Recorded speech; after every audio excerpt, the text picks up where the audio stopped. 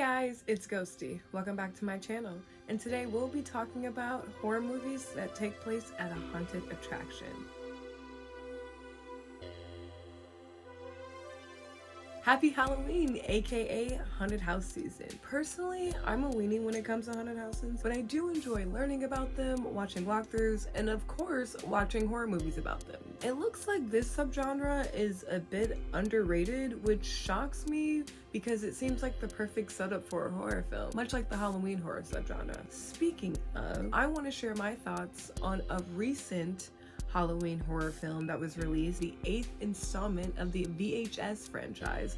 One of my favorite franchises. I grew up watching these films. I'm a big found footage girly. These just always get me, and this one did it for me. As far as embodying tricks and treats, this one got it right. I think this is the exact franchise that could pull off Halloween horror night films. I think the franchise's rep for bouncing between dark and comedic tones, the bombastic, over-the-top gore, and boundary-pushing narrative makes them just right for a Halloween scare. Coincidentally, my favorite segment in this most recent film is a tape about a father and Aang's son getting ready to put on their annual hunt. It's called Home Hunt, and had I watched this before I made this list, this would have been on this list. But for now, we'll just give it an honorable mention.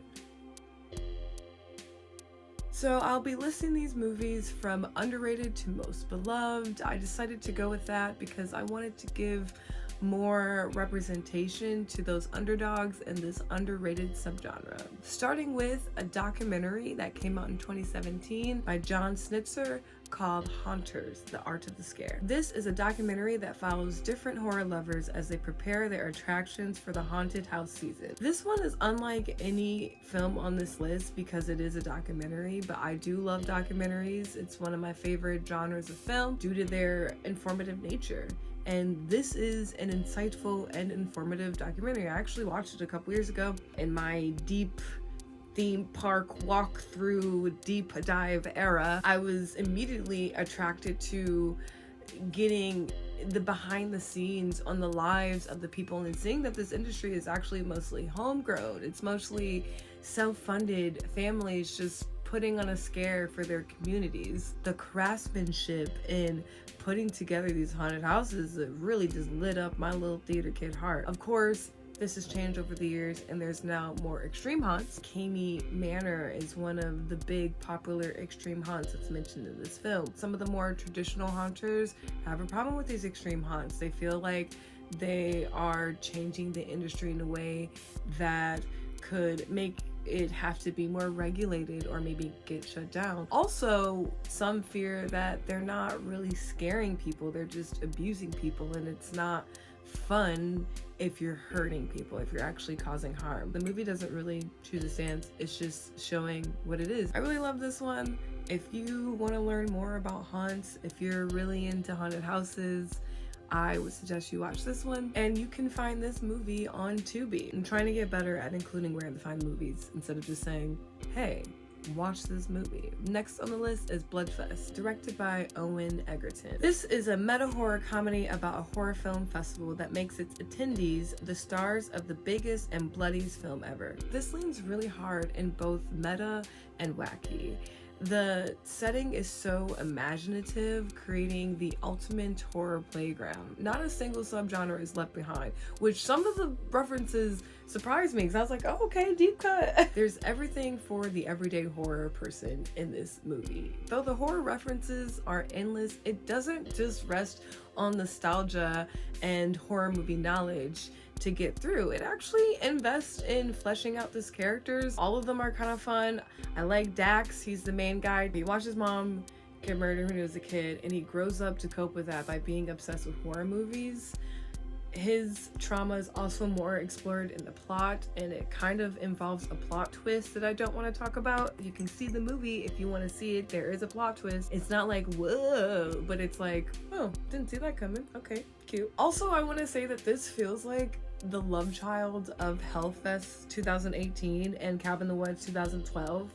You would not understand that unless you saw that. So I recommend you get on Amazon Prime. Yes, I'm telling you where to go see it.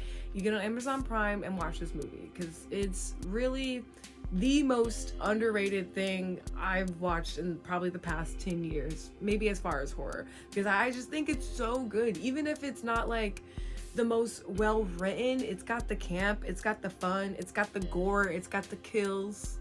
What more could you fucking ask for? I think that this just didn't get the attention, probably because it is so independent, but I fucked with it. I suggest you go see it on Amazon Prime. Next on the list is Haunt from 2019, created by Scott Beck and Brian Woods, the same team who co-created A Quiet Place. This film is a Halloween slasher where a group of friends spontaneously attend an extreme haunt in the middle of nowhere, where there seems to be no one other than a person in a clown mask. So this isn't the most unique slasher, but I do give it respect for the design and the haunts. I felt really immersed as an audience member. I'll talk about this later, but it's something I wanted from Hellfest and I didn't get. This one kills two birds with one stone because it's a haunted attraction movie that takes place on Halloween night. It's really going for it with the theming here. Similar to Dax, I like Harper, that's the protagonist. I kind of have like this, I guess, obsession with final characters who are survivors and then go on to use those survival skills to kill or defend themselves. I'm thinking Samara Weaving's character in Ready or Not. Harper kind of reminds me of that. Like I said, it isn't the most unique, but it is a fun, easy popcorn slasher if you just want to throw on, watch some people get killed in a haunted house. This is the one to put on. Now, this next movie on the list, Scary. The House is October Built, 2014, written by Bobby Rowe. This is a found footage film where 5 friends partake on a road trip seeking out America's scariest haunted attraction. So I learned that this is actually a remake of a short, not even really that short film, because I looked at it, it's like an hour and 13 minutes. I do want to watch it. It's on Shudder. I can't wait to see it. I want to know what differences, because I'm assuming he just got a bigger budget and did more things with it. At a time where found footage was becoming a bit redundant, this is a standout, and I think that has to do with the setup of it being people hanging out in haunted houses. It feels so real. It blurs the lines between what's real and fake so well, especially introducing the idea of extreme haunts. If you know anything about extreme haunts, it's supposed to take you there. It's supposed to tap into a real fear and not just a ha. I learned a new film term in medias res, which is like a narrative device in which you start in the middle or the ending of the narrative and the beginning of the movie. I thought that was integral in making this experience much more enticing and scary, because the whole time you're just like, so how do we get there? Because you know what happens, you just don't know how it happens. I remember when I watched this, I was terrified and I was like, see, this is why I miss me with them. House is October Built. There's a sequel. You can watch this one on Tubi. Like I said, this one's pretty fucking scary, and out of this whole list that I made today, there's only 2 films that actually scared me, one being the next one. We'll get into her. The other one scared me more, but this one was pretty much up there. So if you're ready to be scared at her, House is October Built. Add this to your list. Next on the list is Hell House LLC 2015, created by Stephen Cognetti. This is a mockumentary style found footage film that investigates the mysterious tragedy that happened at Hell House haunted attraction. In Hell House, supernatural meets true crime. That is music to my ears. Subgenres that I both really love getting into. Supernatural being all I consumed when I was a kid, because that was all that really scared me. The true crime is something that really got to me in my early 20s, being a millennial that's growing up in the era of true crime. Out of this whole list, this movie probably scared me the most, and I know that has to do with the fact that this hotel lore feels so real. It's so deep. It's even further explored in the sequels. And I will say the crew, the cast is so believable. They also add to the realness and kind of make this ending kind of sad. Spoiler alert. Like House's October Belt, it starts with kind of the end. You're piecing together the mystery of what happened. It's a little anticlimactic, but I don't care because the tension was so worth it and paid off because there's a lot of great jump scares in there. Top 10 or maybe 15 jump scares like had me like this, like had to cover my eyes and shit. So if being so scared that you have to cover your eyes while watching this movie is something that you want to get into Hell House LLC. It is on Tubi. Last but not least, we have Hellfest 2018. So I learned that they intended for this to be a yearly release franchise when this first was being thought of in earlier production in 2011 or 12, I think I read. But it's like passed around a bunch of different people, and I guess the vision changed over time. But yeah, they wanted there to be an annual release, which could have been fun, but I gotta say, this is coincidentally the last on my list and my least favorite. I don't think it's a bad movie, but I did have really high expectations because I was like, holy shit, this is the perfect film.